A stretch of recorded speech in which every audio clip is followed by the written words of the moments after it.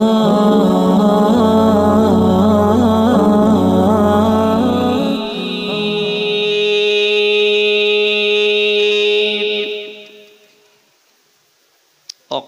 الله تعالى لقد من الله على المؤمنين إذ بعث فيهم رسولا صدق الله العظيم وصدق رسوله النبي الأمين الحبيب الكريم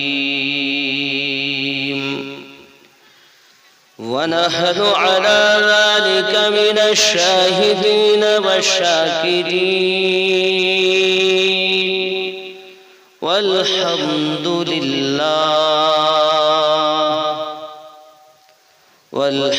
لله رب العالمين.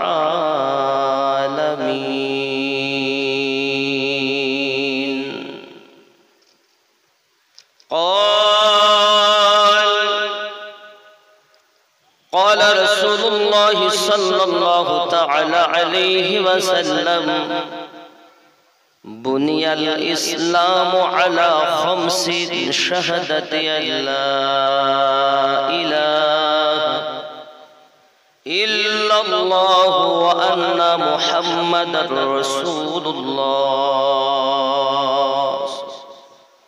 وإقام الصلاة وإيتاء الزكاة والحج وصوم رمضان.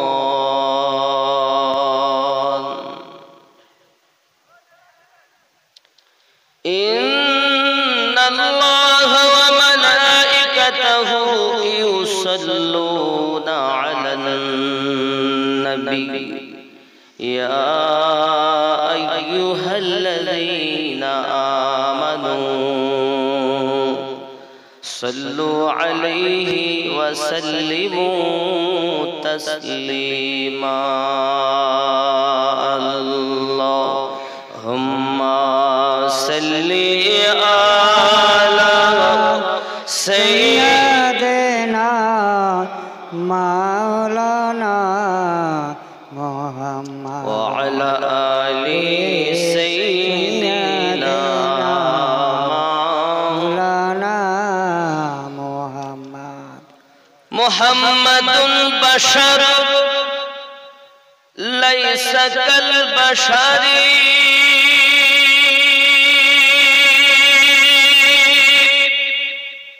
يقوت حجر ليس كالحجر.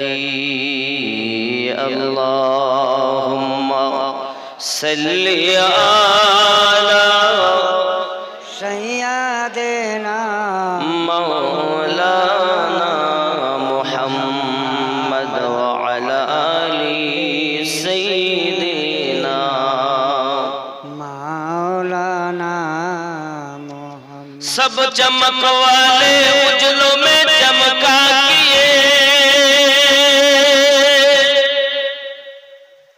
सब चमक वाले उजलों में चमका किए,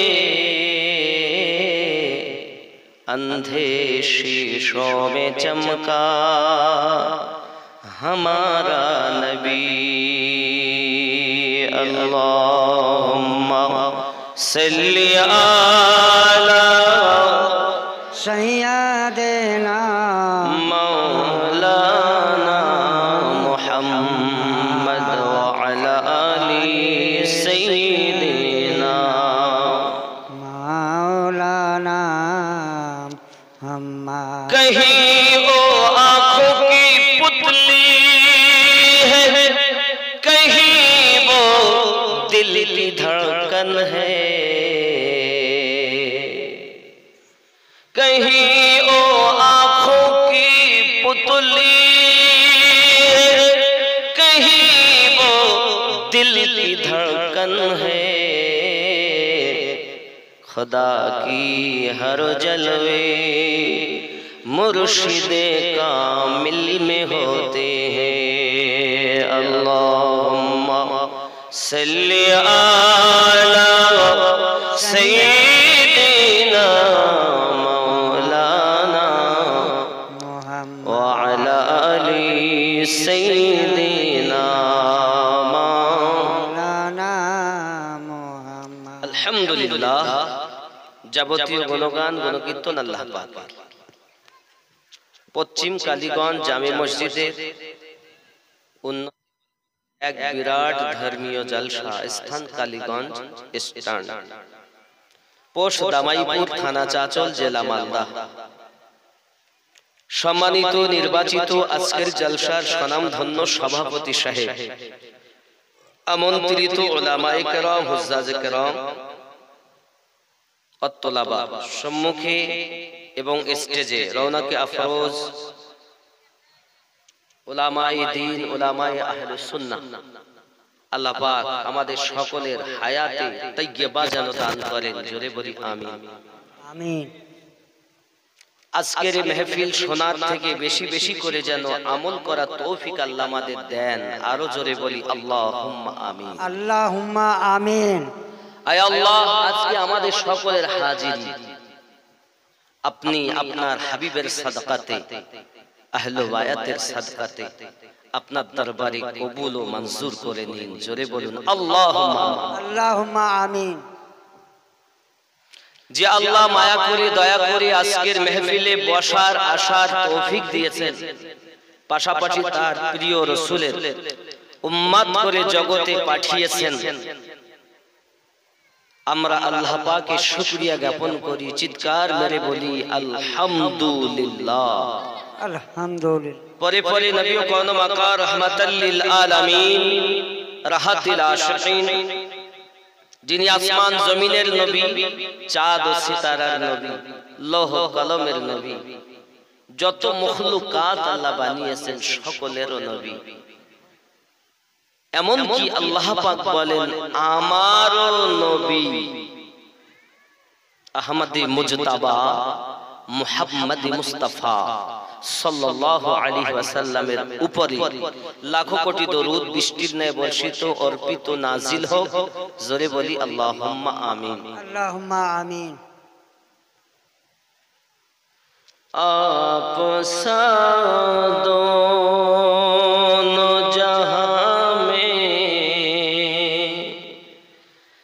नजर आया ही नहीं, आप सा दोनों जहां में नजर आया ही नहीं, क्योंकि अल्लाह ने और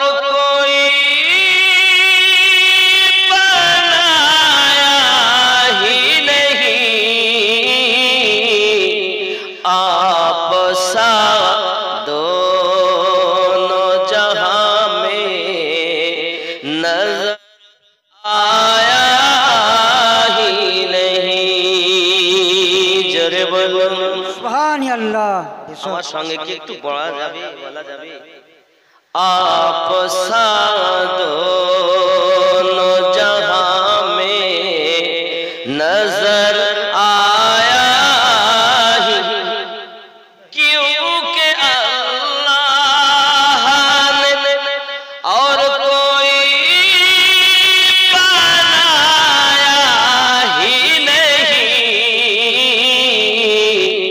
आप सा दोनों जहां में नजर आया। आवाज बुलंद होना चाहिए। आशिकों की महफिल है और आशिकों की आवाज भी बुलंद होती है, इसलिए একটু জোরে জোরে বলবেন।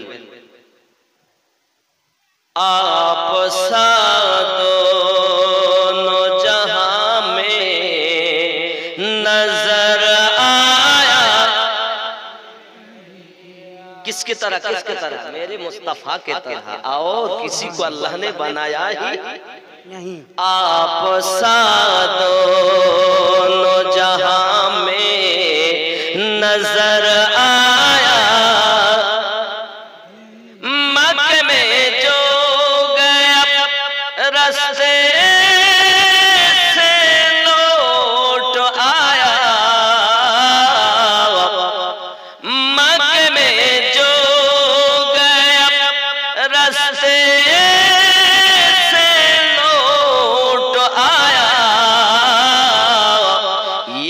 समझे कि उसे आका ने बुलाया ही नहीं। आप सा दोनों जहां में नजर आया ही नहीं। जोरे बोलो सुभान अल्लाह। महबूब ओ मुहीब का नहीं दो जहां में सानी। महबूब ओ मुहीब का नहीं दो जहां में सानी। एक का जिस्म नहीं और एक का साया ही नहीं। आप दोनों जहां में नजर आया नहीं। सो गए क्या? घूमिए बोलते ও উর্দু है इसलिए बोलते हैं বুঝতে পারছি কিন্তু এতটুকু তো বলা যায়। দেখুন মেহবুব হলেন আমাদের রাসূল, মুহিব হলেন রব্ব করিম। বুঝতে পেরেছেন? মেহবুব ও মুহিব नहीं নাই দো জাহানে কোন সানি কোন উপমা। রবের মতো রব নাই, মুস্তাফার মতো মুস্তাফা নাই। রব তিনি বেমিসাল রহমত, তিনি বানানেতে মানে তৈরি হওয়াতে বেমিসাল। खुदा भी लाजवाब, मुस्तफा भी लाजवाब। सुभान अल्लाह। वो लाजवाब बनाने में और ये लाजवाब बनने में ना उनका कोई शरीक है ना इनका कोई साया है। सुभान अल्लाह। बेशक বুঝতে পারছেন না? পারছেন না? পারবেন তো? আপনারা তো মোটামুটি আলেম ওলামাদের মাঝে থাকেন আর এলাকায় মাদ্রাসা তো অনেক বেশি। হাজার গ্রামের মানুষ হওয়ার পরও উর্দু হিন্দি বোঝাটা স্বাভাবিক। महबूब ओ मुहीब नहीं तो जहां में सानी। एक का जिस्म नहीं और एक का साया ही नहीं। जोरे बोलो सुभान अल्लाह। बेशक जब कहा कब्र में सरकार ने ये मेरा है, फिर नकीरों ने मुझे हाथ लगाया ही नहीं। सुभान अल्लाह। बेशक आप सा दोनों जहां में नजर आया ही नहीं। जोरे बोलो सुभान अल्लाह। बेशक আপনাদের আওয়াজে সেই মজা নাই, মানে মিষ্টি মিষ্টি দুঃখ আছে। উর্দু বলে বুঝতে পারছেন কিনা জানি না, কিন্তু বাংলা আমাদের সভাপতি সাহেব বলেন বাংলা বাংলা ভালো না। জন্ম আমার নবীর যুগে হলে কেমন, মোহাব্বতে জন্ম আমার নবীর যুগে হলে। সুবহান আল্লাহ। আওয়াজ জোরে হবে, তারপরে আমার এদিকে মিটার গরম। আর আপনারা যদি আওয়াজ জোরে না দেন, আমি কিন্তু আপনারা আধ মরা হয়ে গেলে আমি পুরো মরা হয়ে যাব। এজন্য আওয়াজ খুব বুলন্দ। জন্ম আমার নবীর যুগে হলে কেন দুই নয়নে রাসূল পাক দেখিলে কেমন হতো। জন্ম আমার নবীর যুগে হলে কেমন হতো। কেন কাকে দেখবেন? রাসূলে পাককে। নবী দেখার মতো কাজ করলে তো নবী দেখবেন। আসতো ভেসে হযরতে বেলালের মধুর আযান, যে আযানে ছিল এমন প্রেম মুগ্ধ রহমান। দয়ার নবীর পিছে নামাজ, দয়ার নবীর পিছে নামাজ পড়িলে কেমন হতো জন্ম আমার নবীর যুগে হলে কেমন হতো, কেন কেন দুই নয়নে রাসূল পাক দেখিলে কেমন হতো, জন্ম আমার নবীর যুগে হলে কেমন হতো, কেমন ছিল দৃশ্য মদিনার দেখছেন সব সাহাবী। খেলছে নাতি হাসান হোসাইন পাশে দয়াল নবী। নবী ডাকছেন নাতি হাসান, শুনিলে কেমন হতো। নবীর কাঁধে খেলছে হোসাইন, দেখিলে কেমন হতো। দুই নয়নে রাসূল পাক দেখিলে কেমন হতো, জন্ম আমার নবীর যুগে হলে কেমন হতো, তিনি কত আলোচনায় থাকতাম আমি অধম। তিনি কত আলোচনায় থাকতাম আমরা অধম।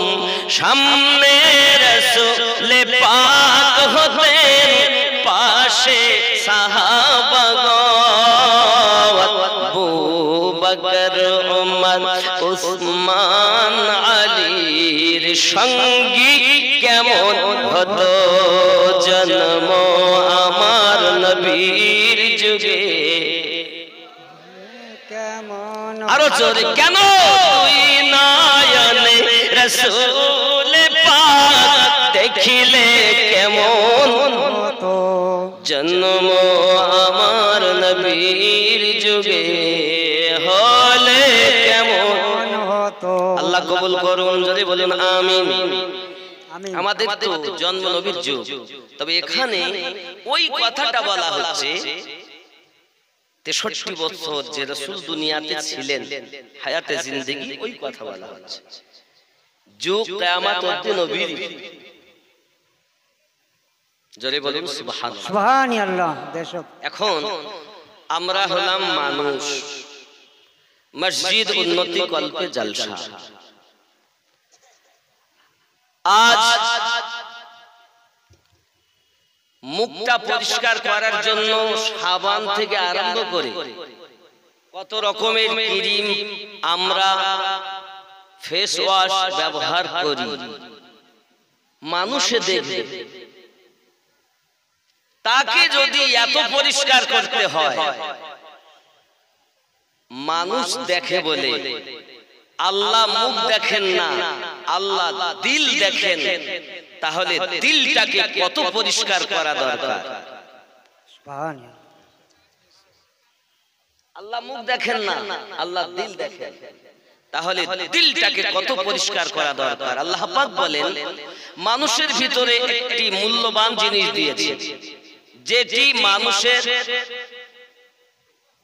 দেহের রাজধানী। তাকে কি বলা হয়? রাজধানী। আমাদের পশ্চিম বাংলার রাজধানী কোথায়? কলকাতা। আর ভারতবর্ষের রাজধানী দিল্লি। এখন দিল্লিতে, রাজধানীতে যদি কিছু অসুবিধা হয়, তো পুরো ভারতবর্ষে অসুবিধা হবে কিনা, তার আসর পড়বে কিনা? পশ্চিম বাংলার রাজধানী কলকাতা, সেখানে যদি রাজধানীতে কোনো একটু অসুবিধা হয়, তার আসর আমাদের কালীগঞ্জে আসবে কিনা? কথা বলেন না, আসবে কিনা? তাহলে রাজধানী যদি ভালো তো দেশ, পৃথিবীতে প্রতিটি মানুষের দেহের রাজধানী তার কল, তার দিল, তার অন্তর। এই রাজধানী যার খারাপ তার দেহটা মূল্যবিহীন, আর রাজধানী যার ভালো তার দেহ মূল্যবান, সুপারম্যান হয়ে যাবে। কবরে যেতে দেরি, রাসূল কোলে লইতে দেরি করবেন না। সুবহানাল্লাহ, সুবহানাল্লাহ। বেশক এই জন্য এই চেহারা পরিষ্কার করার আগে, দেহ সাফ করার আগে দিলটাকে সাফ করুন। আব্বা আমার, যদি পুরুষ ভালো হয় তাহলে সততা ঘরের দরজা পর্যন্ত পৌঁছে যায়, আর নারী যদি নেককারিনী হয় তাহলে তার থেকে নসল বা নসল, বংশ বা বংশ ভালো তৈরি হয়। সুবহানাল্লাহ, সুবহানাল্লাহ। কথা কি বুঝতেছেন? হ্যাঁ, এই জন্য মায়েদেরকে আগে ভালো হতে হবে, তারপরে বংশ ভালো হবে। আর মা যদি খারাপ হয় তাহলে বেশি সমাজে অধপতন নামবে। বাপজি আমার, দেখবেন কিছু যুবক আছে হাতে বালা পরে অথবা সুতো বাঁধা, চুল স্টাইলে কাটা, রাস্তা দিয়ে যায়। ও আসছে কেটিএম, আর এ যাচ্ছে সুপার স্প্লেন্ডার। তো এখন নাই, গেলাম ফিজা, ফিজা কেউ বা বুলেট, এখন যাচ্ছে। এ যায় হু, ও যায় শু, কে কাকে সালাম দেয়। রাস্তার ধারে মনে পড়েছে, আল্লাহ কবুল করুন, যদি বলি আমিন আমিন। এখন রাস্তা দিয়ে যায়, সালামও নাই, কালাম নাই, চলছে। কিছু মা আছে দেখবেন, শুটিং শাটিং ফিটিং, কাঁধে মেরেছে সেফটি পিনার হুকিং, ঘাড়ে ঝুলিয়েছে ধেনাচিকা ছোট একটি ব্যাগ। কালীগঞ্জের যুবক তোরা ঘুরে ঘুরে আমার দিকে দেখ, লাম খালি মিম খালি নুনের পেটে এক নোক্তা, পেট খালি পিঠ খালি কপালেতে এক নোক্তা। সুবহানাল্লাহ। এইরকম মা আছে না আপনাদের দিকে? নাই, নাই। ওগো আমার মা খালা, শুনে নেন রাতের বেলা, করবেন না ঝালা পালা, নাম আমার আমিনুদ্দিন আলী। দুটি কথা পরিষ্কার করে খুলে খুলে বলি, রাত যখন 12টা বাজে তখন শ্রোতারও 12টা বাজে, মৌলবিও পুরো মরা। 12টার পর জালসা করা বড় কঠিন। যুবক আমার, পৃথিবীর সারা জমিনে আমার মা জননী অমন। কি নাম বাবু? আসিরউদ্দিন। আসিরউদ্দিন, 100 টাকা আল্লাহ কবুল করুন, জোরে বলি আল্লাহুম্মা আমিন। আল্লাহুম্মা আমিন। আপনারা দিবেন, আপনাদের কাছ থেকে নেওয়া হবে, তবে কেউ শরীক হয়ে চলে যাচ্ছেন তা নয়। এখন মা যদি ভালো, সব ভালো। একটি নারী জাহান্নামে যাবে, 4টি পুরুষকে জাহান্নামে নিয়ে যাবে। কয়টি? 4টি। জান্নাতের গেটে লেখা, আদ-দায়িসু লা ইয়াদখুলুল জান্নাহ, আদ-দায়িসু লা ইয়াদখুলুল জান্নাহ। দায়ুস ব্যক্তি জান্নাতে যাবে না। দায়ুস কাদেরকে বলে? একটি নারী 4 জনকে নিয়ে যাবে। খেয়াল করেন কাদেরকে দায়ুস বলে? নিজের মেয়ে কে যে পর্দায় না রাখতে পারে, নিজের স্ত্রী কে যে পর্দায় না রাখতে পারে, নিজের বোনকে যে পর্দায় না রাখতে পারে, আর বড় ভাই, এই 4টিকে নিয়ে যাবে জাহান্নামে। এক নারী জাহান্নামে যাবে 4 জনকে নিয়ে। 1 নম্বরে নিয়ে যাবে তার স্বামী, 2 নম্বরে নিয়ে যাবে তার বড় ছেলে, 3 নম্বরে নিয়ে যাবে তার ভাই, ও আমার জওয়ান যুবক সোনা মানিকেরা, মেয়েটা তো আপনার কিনা যেতে চাইবে না, জোর করে টেনে টেনে নিয়ে যাওয়া হবে। তারা তখন বলবে, ফেরেশতা মণ্ডলী যেতে চাও না কেন? চারজনকে আমার সঙ্গে দেন। আমার পিতা, আমি বিছানায় ঘুমিয়ে থাকতাম, যদি কলেজে না যেতাম আমাকে আমার পিতা বকাঝকা করত। কিন্তু ফজরের আযান হয়েছে, আমার পিতা একবারও আমাকে ডাকেনি, প্রাইভেট পড়তে যাইনি, মা আমাকে বকাঝকা করেছে, কিন্তু আমার বেপরদায় করেছি, মা আমাকে কিছু বলেনি। সুবহানাল্লাহ। কি বুঝেছেন? ও আমার জননী মা খালারা, পৃথিবীর সরজমিনে ভালো করে বুঝে নিন।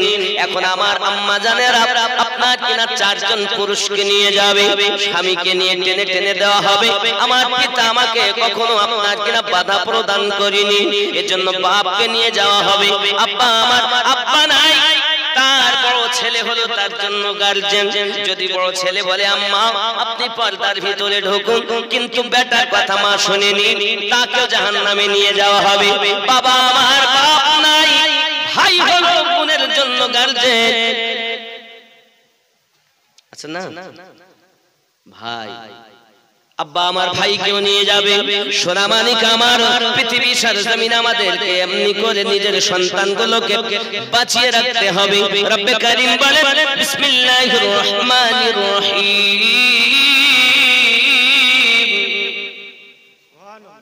ইয়া আইয়ুহাল্লাযীনা আমানু কু আনফুসাকুম ওয়া আহলিকুম নারা। আইমানদার সম্প্রদায়, তুমি নিজে বাঁচো, তোমার আহলে বর্গদিগকে বাঁচাও জাহান্নামে আগুন থেকে। এখন আমরা কি বাঁচতে পেরেছি? জাহান্নাম কেমন? প্রিয় নবী সাল্লাল্লাহু আলাইহি ওয়াসাল্লাম বর্ণনা দেন, সাহাবী রাসূলকে নিয়ে নবী আমার বসে আছেন, হঠাৎ এমন একটি আওয়াজ, গম্ভীর আওয়াজ হয়ে গেল। সাহাবী রাসূল পরেশান হয়ে গেলেন, নবীজি বুঝতে পারি না কিসের আওয়াজ। আমার রাসূল বলেন, সাহাবী রাসূল শুনে নেন, 500 বছর আগে জাহান্নামের উপর থেকে একটি পাথর নিচে নিক্ষেপ করা হয়, আজ তলদেশে যাইয়া পাথরটা ঠেকেছে, সেই পাথরের আওয়াজ তোমরা শুনতে পেয়েছো। সুবহানাল্লাহ, সুবহানাল্লাহ। হায় হায়,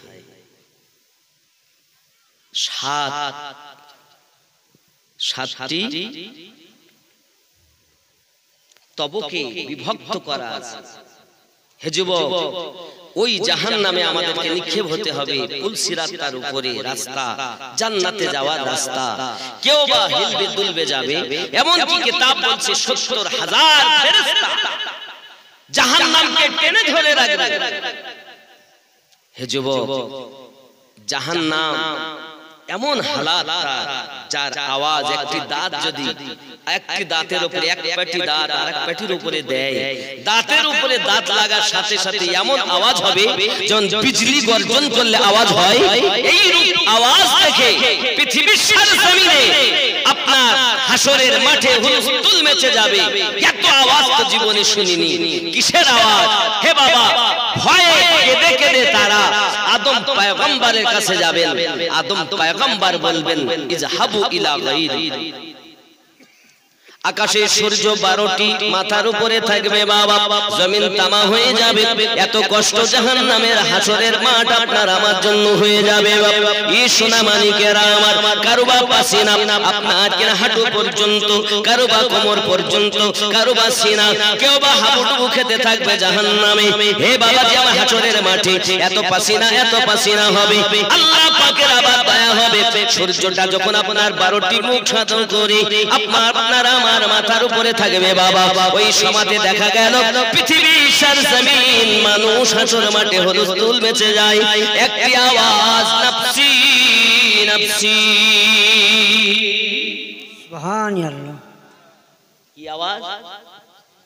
আমার আম্মা জান খালা শুনে নেন রাতের বেলা এ আমার আম্মা জানেরা ভালো করে বুঝুন রাসূল পাক বলেন আমি যখন মিরাজে যাই জাহান্নামে বেশিরভাগ নারীদেরকে আমি দেখেছি জিজ্ঞাসা করলাম কেন বাবাজি আমার নারীরা জাহান্নামে যাওয়ার হলো কারণ ও আমার আম্মা জানেরা আমার নারীরা দেখবেন পৃথিবীর জমিনে স্বামী সংসার করে তবু স্বামীর না শুকরিয়া করে কি বলে তিনটে ছেলের মা হলাম এখনো শান্তি পাইনি বলে কি বলে স্বামীর না শুকরিয়া করার জন্য জাহান্নামী হবে এ যুবক সোনা মানিকেরা ভালো করে বুঝুন আমার মায়েদের জন্য আমি বুঝাতে চাচ্ছি আমার মা আপনি যদি ভালো হবেন সমাজ ভালো হয়ে যাবে একটি গ্রামে যদি আপনার ভালো একটি মহিলা এসে যায় আশেপাশে সবকে ভালো করে নেবে আর একটি গ্রামে যদি একটি খারাপ মহিলা এসে যায় এক বস্তা আলুতে যদি একটা পচা আলু ঘটে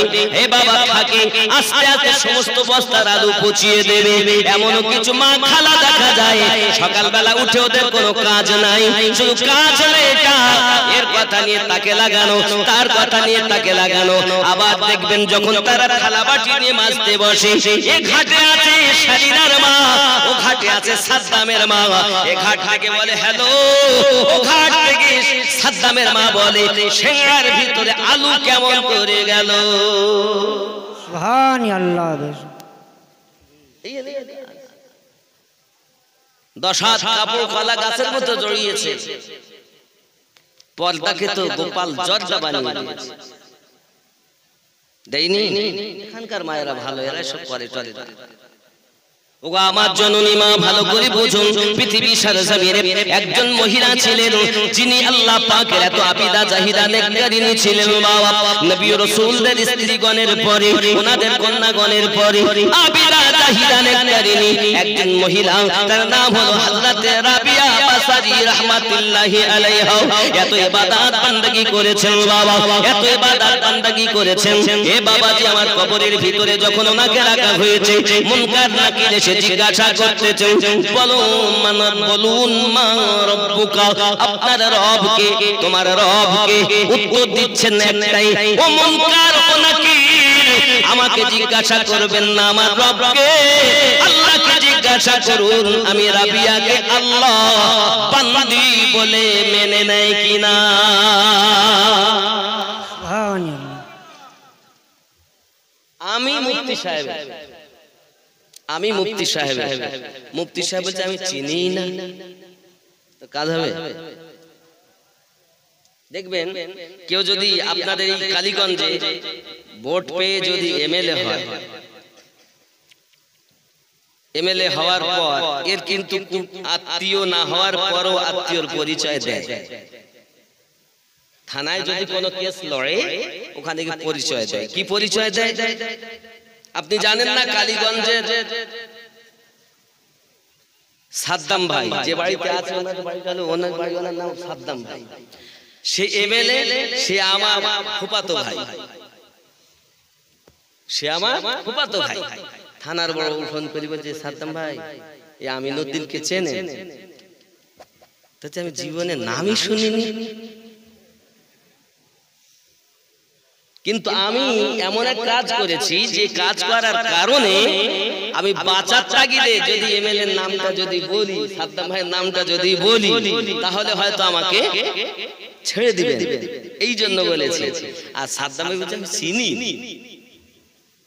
মুনকার নাকির কে রাবিয়া বাসারি বলছেন আল্লাহকে জিজ্ঞাসা করুন আমি রাবিয়াকে আল্লাহ বান্দি বলে মেনে নিয়েছেন কিনা যদি আল্লাহ বলেন রাবিয়া প্রশ্নের কোনো প্রয়োজন হবে না আব্বাজি আমার সোনা মানিকেরা কত অদ্ভুত কথা এটা কেমন আপনার গুরুত্বপূর্ণ কথা চলুন এগিয়ে যাই রাবিয়া বাসারি কে ছিলেন জানেন গরিব ঘরে উনি জন্ম নিয়েছেন পিতার নাম হলো ইসমাইল মায়ের নাম হলো মাইফুল এক এক করে আল্লাহ পাক তিনটি মেয়ে দিয়েছেন কিতাবের ভিতরে বলা হয়েছে আল্লাহ পাক যাকে বেশি ভালোবাসেন তখন আল্লাহ পাক তার রুজিতে বরকত দিয়ে দেন আল্লাহ পাক যখন তাকে ভালোবাসেন বেশি করে তার সুন্দর একটি অর্থর ব্যবস্থা করে দেন আল্লাহ পাক যখন আরো বেশি ভালোবাসেন তখন তার ঘরে নারী সন্তান জন্ম দেন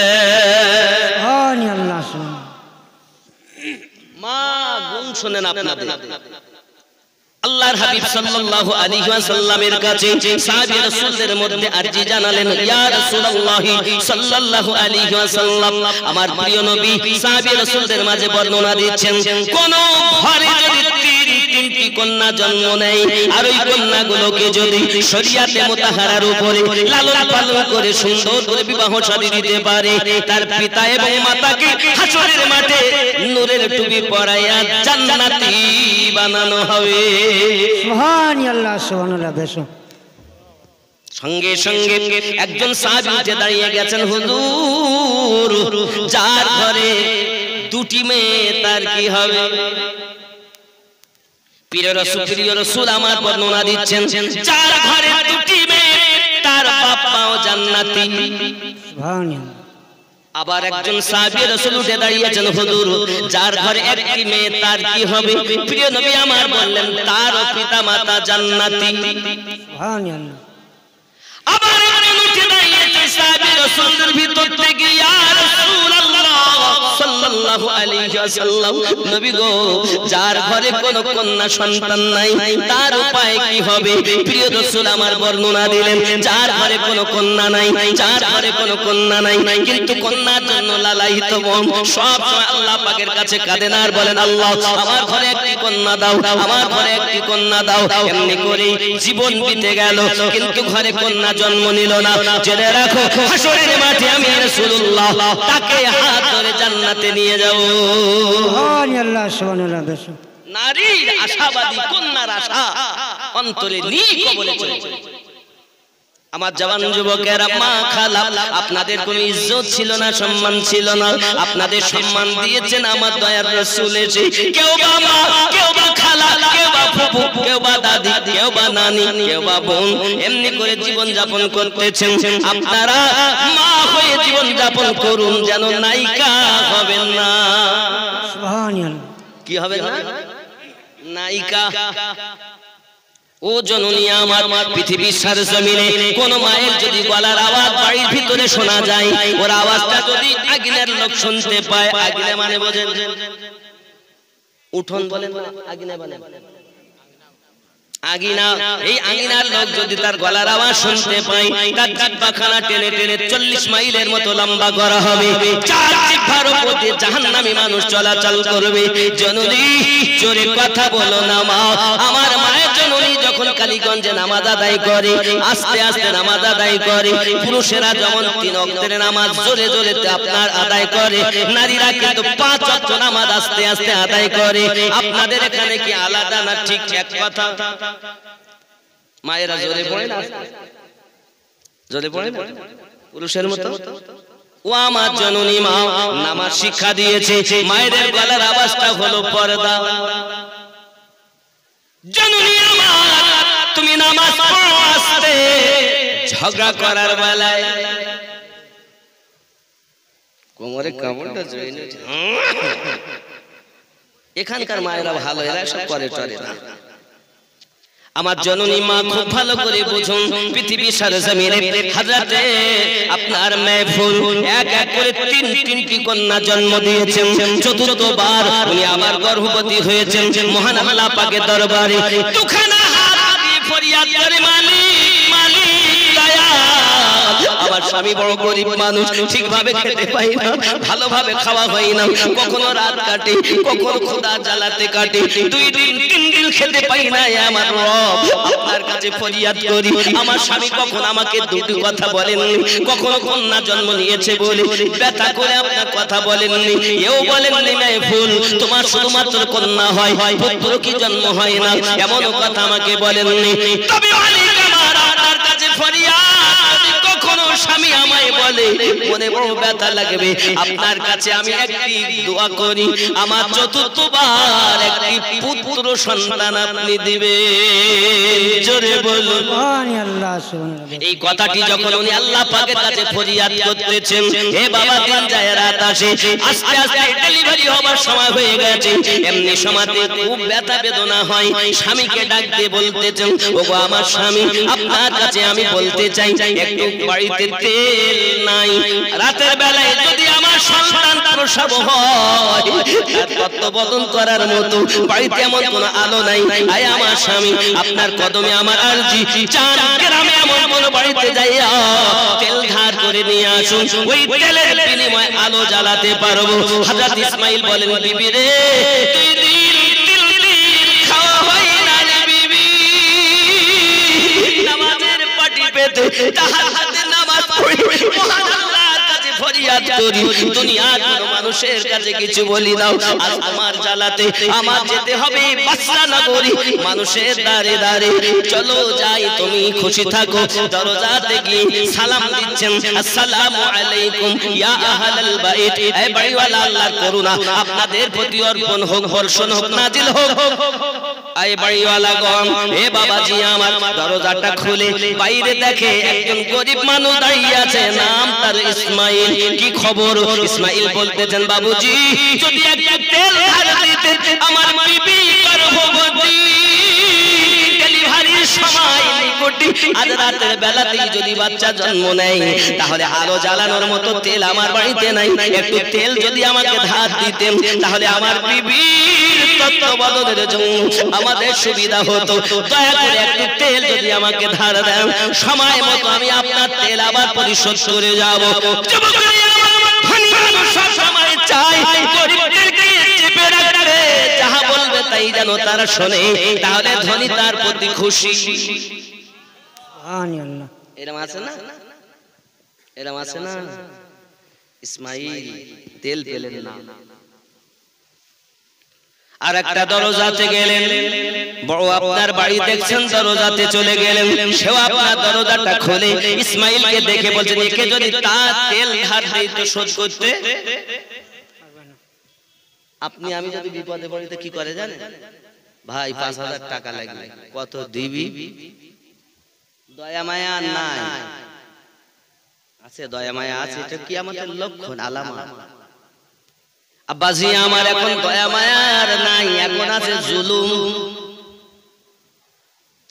যুবক আমার, ঠিক অবস্থা বাসরা নগরে এমন হয়ে গেল।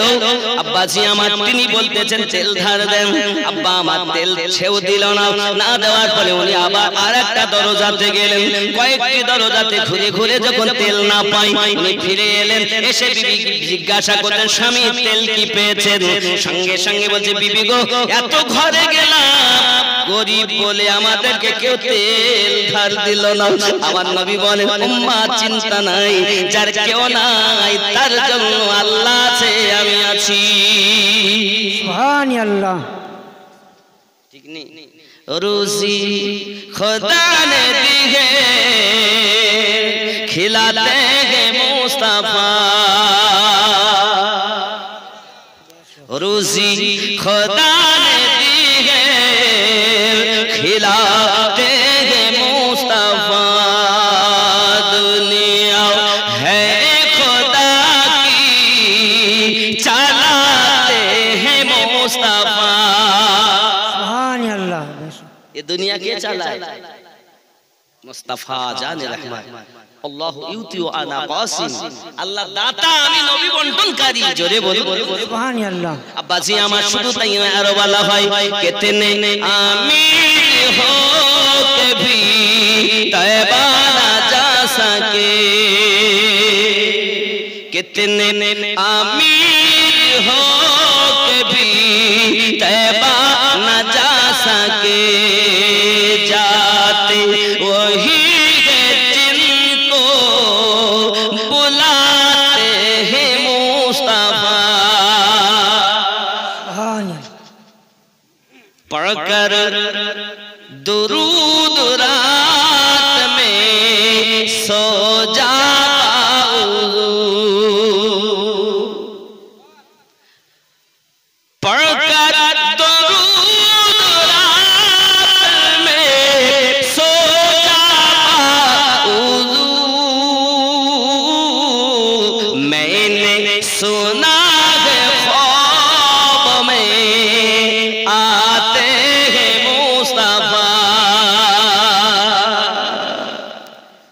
মোবাইল চালাতে চালাতে, ফেসবুক চালাতে চালাতে ঘুমায়ও না। উযু করে দরুদ পড়তে পড়তে ঘুমিয়ে যাও, রাসূলুল্লাহ তোমার স্বপ্নে এসে দিদার দিয়ে দেবে। সুবহানাল্লাহ সুবহানাল্লাহ। पढ़कर दुरूद रात में सो जा बाऊ, मैंने सुना